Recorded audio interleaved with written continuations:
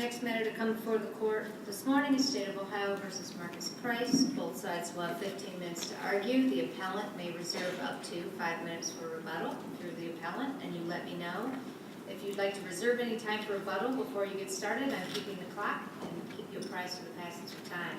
Thank you, Your Honor. I'll reserve 5 minutes. Thank you. We've read the briefs. You're ready to proceed when you are. Thank you, Your Honor. May it please the court. Neil Irewall for the appellant, Marcus Price. Your Honor, or Your Honors, this is a case where a co-defendant, two men, are charged with murder, aggravated murder, tampering with evidence. The co-defendant took a plea deal where he was facing life and literally 70, 80 years plus life with all his charges, including aggravated murder, murder, tampering with evidence, aggravated robbery with a gun spec, felonious assault, aggravated burglary. Further, the co-defendant's brother was also facing charges including aggravated robbery with a gun, aggravated burglary, felonious assault. So both the co-defendant and his brother were facing a huge amount of time in prison. The state entered a deal with the co-defendant that if he would testify truthfully, whatever that means, he would get a reduction where he would only have to plead guilty to manslaughter, 2 counts of aggravated robbery, and the brother, who had absolutely nothing to do with this case, would also have to plead to a robbery with a gun spec. At my client's trial for murder, the defense attorney, or the state, the co-defendant, David Quartermain, was called to the stand, and after the state done with its direct, the defense attorney wanted to talk about this incredible plea deal that Mr. Quartermain obtained. He wanted the jury to know that the co-defendant was looking at life plus 70, 80 years down to a mere possibility of 6 years. The state objected, saying, Your Honor, the jury cannot know that. What is the specifics of the plea deal? And the trial court agreed. The trial court said, you can tell the jury or ask the co-defendant that he only got a significant reduction in time or words to that effect. We are arguing here on appeal as our first assignment of error, that is reversible error. There is a huge difference for a jury in analyzing a person who's testifying on what is their deal that they got with the state. If a person is going from nearly 5 years to maybe 4.5 years or a reduction of a month in a plea deal, so what? You may not consider much of it. But in this case, the co-defendant is literally going, this young man, by taking this plea deal, is saving a life sentence of maybe 70 years in prison. Counsel? Yes. Under what circumstances is a jury allowed to know the potential sentence of a defendant?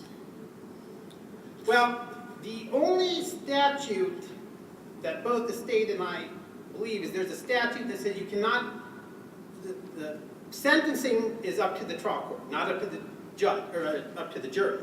So, but I'm not aware of anything that says you can't tell the jury, particularly this is what he's looking at, but they are not to consider that for guilt or innocence. Wouldn't asking about the exact term of necessity have told the jury what your client was looking at since they were charged with the same charges?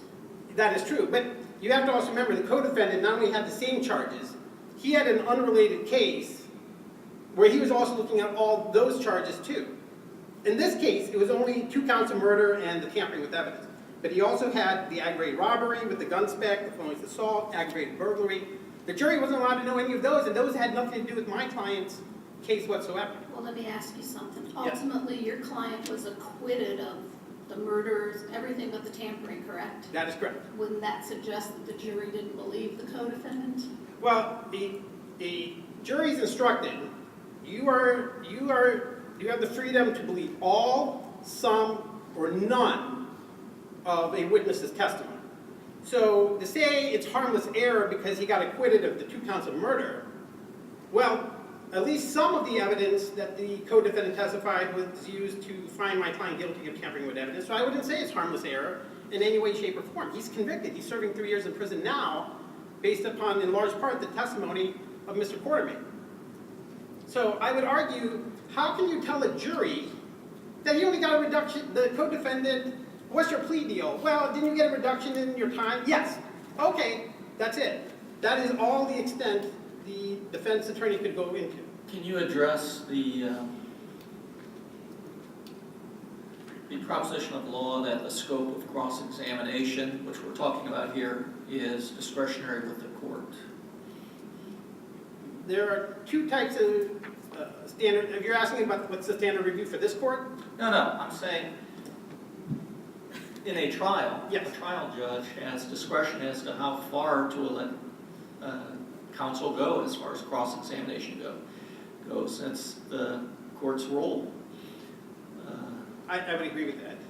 Okay, and what are you suggesting here? They should have allowed it and then given a curative instruction or limiting instruction as to you should not consider the fact that this is the same potential sentence that the defendant has? We would have been fine with that. The state didn't even request it. They just said, Your Honor, we would object to any cross-examination of the particulars of the plea deal.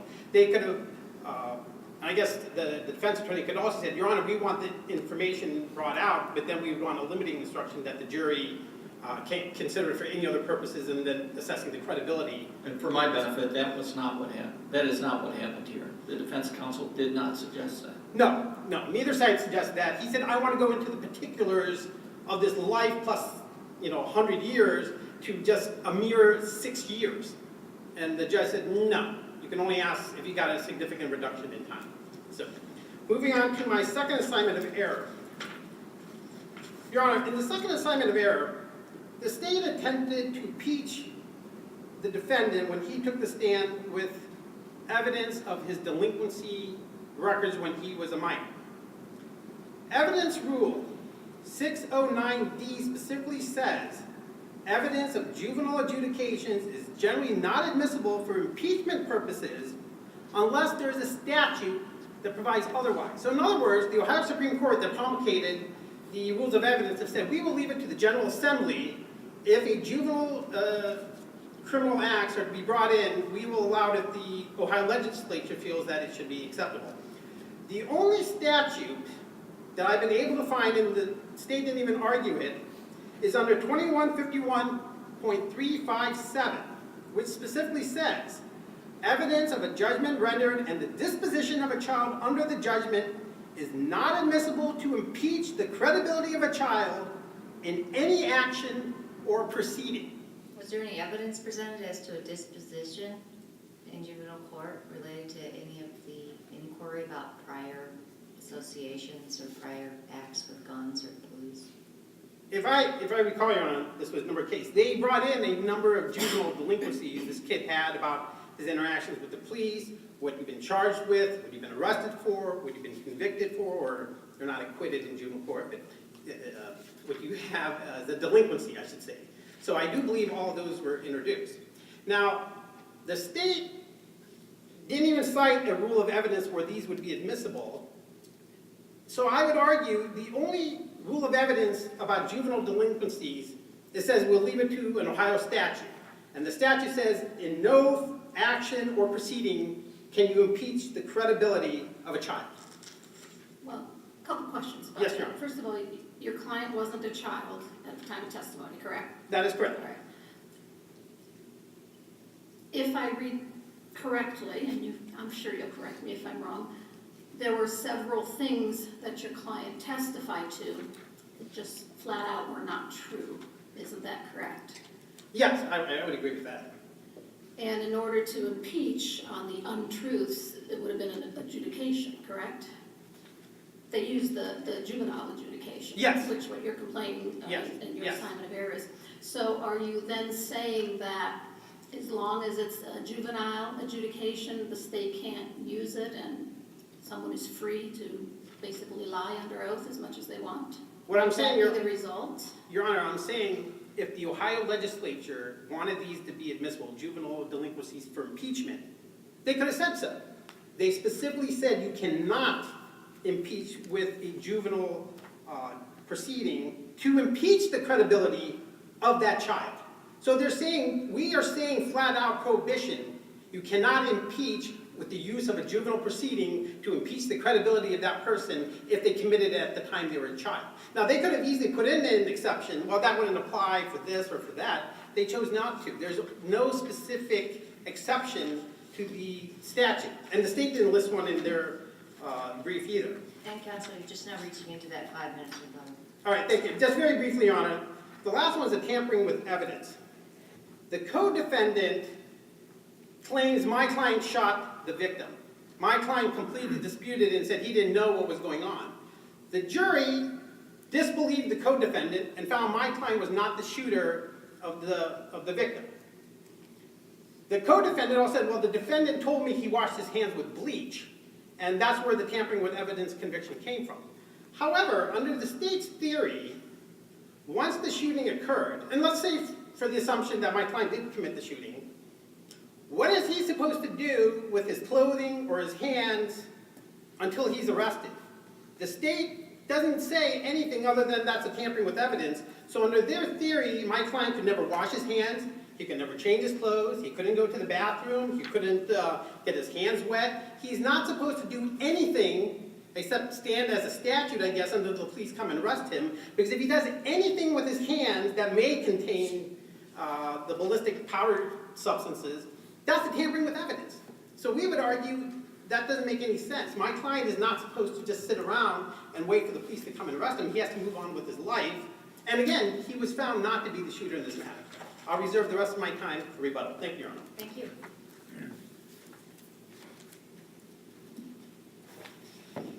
May it please the court, my name is Richard Gassay, representing the state of Ohio in this case. He was not found to be the shooter in this matter. Mr. Agarwal's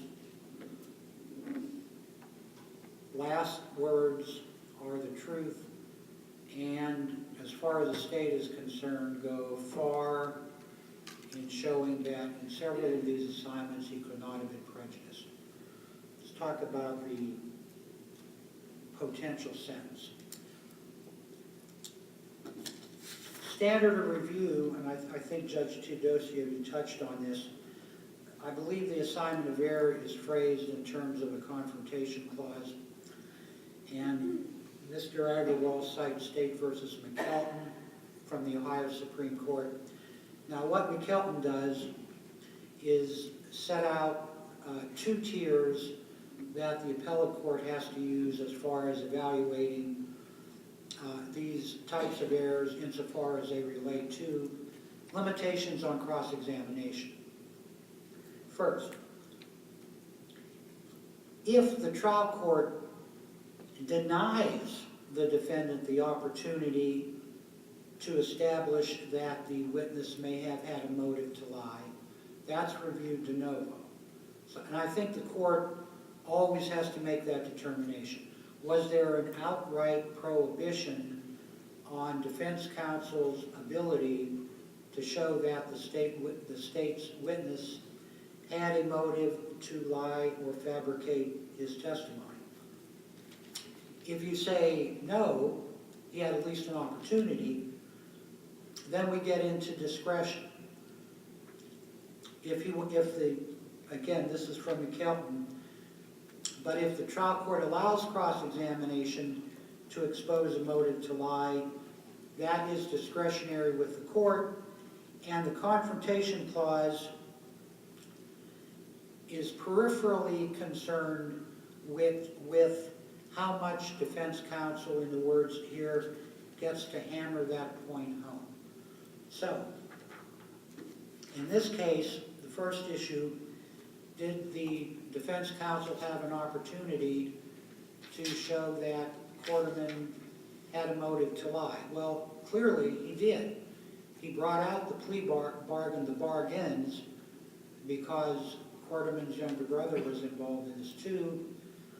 He brought out that what he was charged with, that he significantly reduced his time he significantly reduced his brother's time, and he was there to tell the truth. Well, tell the truth. He's a state's witness, so that allows the defense attorney to say, well, if he doesn't say what the state wants him to say, he's thrown away his plea bargain. So he had plenty of opportunity to show Quarterman had a motive to lie. What the trial court prohibited defense counsel from doing is showing what the potential sentence would be. Now, Mr. Agarwal may say, well, you know, there are other offenses. Look, this was a murder case, and Quarterman was facing an aggravated murder and a murder charge as the same as Mr. Price. There was a point from the bench. You're not allowed to tell the jury what potential sentence a defendant is facing, and that is by statute. Mr. Agarwal says there's no case on point. Well, State versus Gresham, page 8 of the brief. It's not error to prohibit cross-examination about possible penalties where the penalties were the same for the defendant. To allow such examination would be to improperly inform the jury about possible, about possible sentences. In the state's mind, that's exactly what defense counsel was trying to do here. He went about it in a different, took a circuitous route, as you might say, but that's what he's trying to do. His sentence could be, his other sentence could have been the same as what I'm facing now.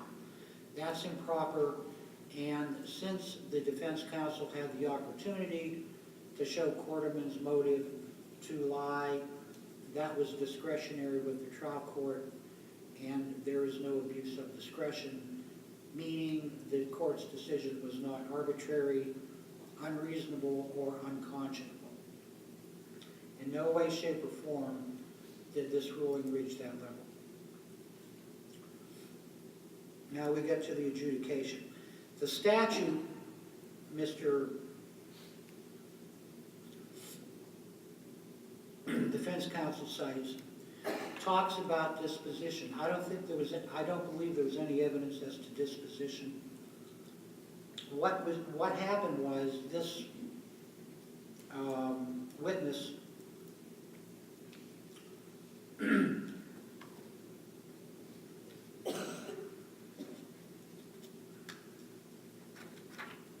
was talking about his lack of police involvement, never had any interaction with police. This is Price. Never been arrested, never had anything to do with police. Well, the point of the state's impeachment was, yes, you have had interaction with police. They didn't get into what was the evidence, what were you adjudicated, what happened to you. You had interaction with police. You lied in your direct examination. He did, he lied. The state, I hope the state is allowed to show that a defendant is lying when he testifies before a jury. And then on cross-examination, did he admit to the untruthfulness of that earlier testimony so that the state was not required to bring in the evidence of? I don't recall that. Okay, so. I stand to be corrected, but I don't recall that, Your Honor. Now, there is a case talking about adjudications, State versus Goodwin. The state may present evidence of a juvenile adjudication where the witness places his character at issue by introducing evidence to show positive character traits. I think that is not exactly on point, but it's on point enough. Price is saying, police, I don't know, I never had anything to do with them, nothing. So I'm a good boy. Never had anything to do with police. He had, that was the point of the impeachment. And it is specific impeachment, not general. The evidence rule, I don't even know if that refers to specific impeachment. Specific impeachment is a subset of general impeachment. An example of general impeachment would be, in the ordinary case, the witness has a prior criminal conviction. It could be a felony or a misdemeanor of moral turpitude or some type of theft offense. That's established to allow the jury to determine that their credibility is not pristine.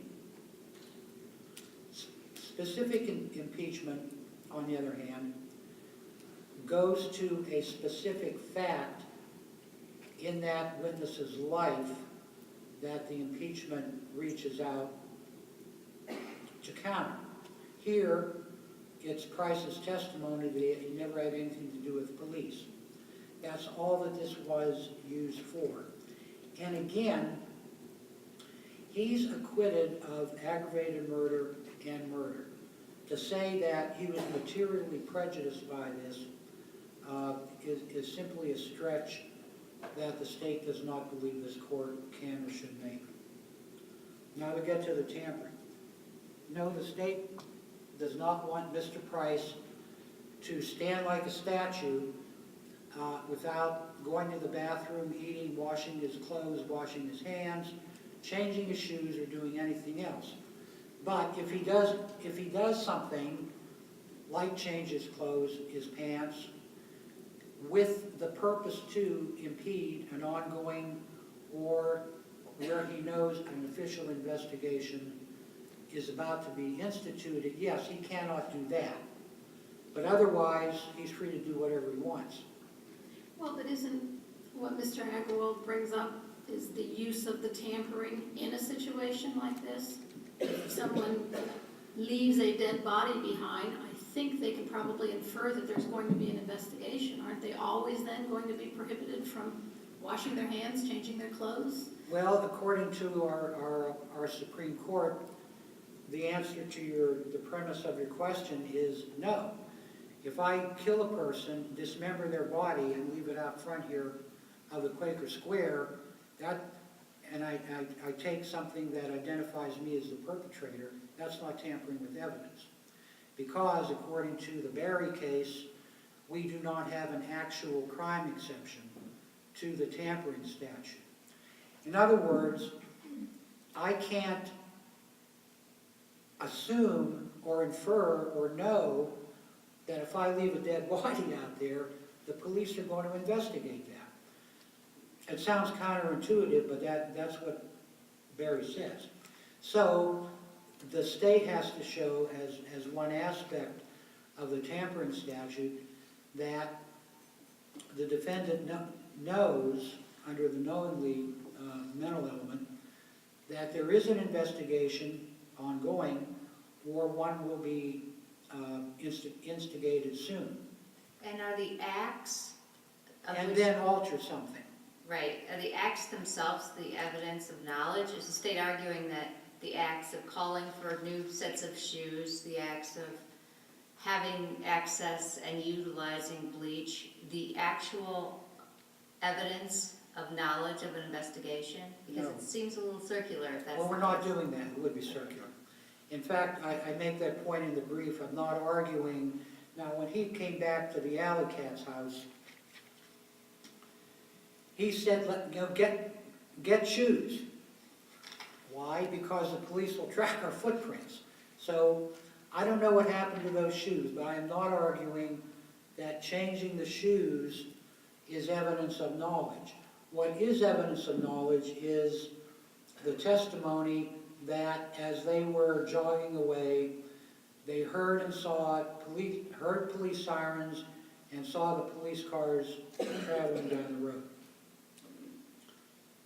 I think the testimony is that the police arrived about, I want to say 2 minutes after the report of shots fired, and EMS was already there. So that's the evidence of knowledge. Now, that's what's there. If it's enough, it's enough. I think that it is. Then, what he does, and this is the second prong of tampering, he goes in and washes his hands with bleach. There's apparently an urban legend that you have to use bleach to wash off gunshot residue. I don't know that that's true. I think you can get it off with soap and water. But this particular defendant wants to use bleach, and there's plenty of evidence that he did that. He went into the bathroom. The adult who lives at the Alley Cat's house saw him come out with a bottle of bleach, and there's a strong odor of bleach emanating from the bathroom that Mr. Price was just in. There's testimony that you can wash off gunshot residue. Now, the evidence of that entails the evidence of the shooting. He was acquitted of that. So one might wonder, well, why is the state allowed to use the evidence of the shooting to prove the tampering? Well, we can to put the whole picture before this court at this point. So we have to show the background, and there's a case that says that's allowable. We're allowed to show the background, even though he was acquitted, why he was guilty of the tampering with evidence. And that's the tampering. He washed his hands with bleach. Why? So the police could not find gunshot residue on his hand. Now he said, I didn't shoot the gun, the other Quarterman shot the gun, but then coincidentally Quarterman gave me the gun, so I had it. So that's why I washed my hands. He more or less admits that he wants to get residue off of his hands by using bleach. And that is not to say that he has to stand like a statue and wait for the police to come and arrest him. And counsel, you have utilized the 15 minutes allowed today. Thank you. Thank you. Sure. You have just under 3.5 minutes left. Thank you, Your Honor. May it please the court. Your Honor, concerning the cross-examination, the Ohio Supreme Court, and this is on page 5 of my brief, the Ohio Supreme Court has recognized that a witness's credibility is always at issue. The court has given wide latitude which must be given to a defense attorney on cross-examination. The court has recognized, quote, any abrogation of a defendant's right to a full and complete cross-examination of such witnesses is a denial of the fundamental right essential to a fair trial and is prejudicial per se. The court went on to say, the refusal by the trial court to allow questions concerning the credibility of the only witness who substantially identified the appellant as the assailant was prejudicial error. That is exactly the situation we have in this case. The only witness who testified that my client was the shooter was the co-defendant who was going from a life plus 100 years down to a mere possibility of 6 years. But they did allow cross-examination. Your argument is they didn't allow enough. That is correct. And that is the... How does that stack up with the rule of law that you just stated? Refusal of a court to allow questions concerning the credibility of the only witness who substantially identified the appellant as the assailant. This court did allow that cross-examination, didn't it? It did, but we're talking about it didn't allow enough. I mean, you can say, well, you know, you got a plea deal, yes. Okay, that's it. You can't ask for any more. I mean, we have, and Your Honor, I have cited... How would you respond to the case that the state cited? I would cite other cases in my appellate brief. Page 8, Your Honor. McKelton. State versus Porter, also from the 8th District. So these cases are somewhat in conflict. Okay. A defendant is entitled to vigorously cross-examine the state's witness regarding his pleas and the effect of the pleas in order to expose to the jury any biases on the part of the witness. This would include exploring the witness's knowledge concerning the potential penalties for the crime he was indicted and to those to which he pled. So I would argue we are entitled to find out, Mr. Quartermain, isn't it true you're going from life plus whatever down to a mere possibility of 6 years? Yes, the jury should have been told that.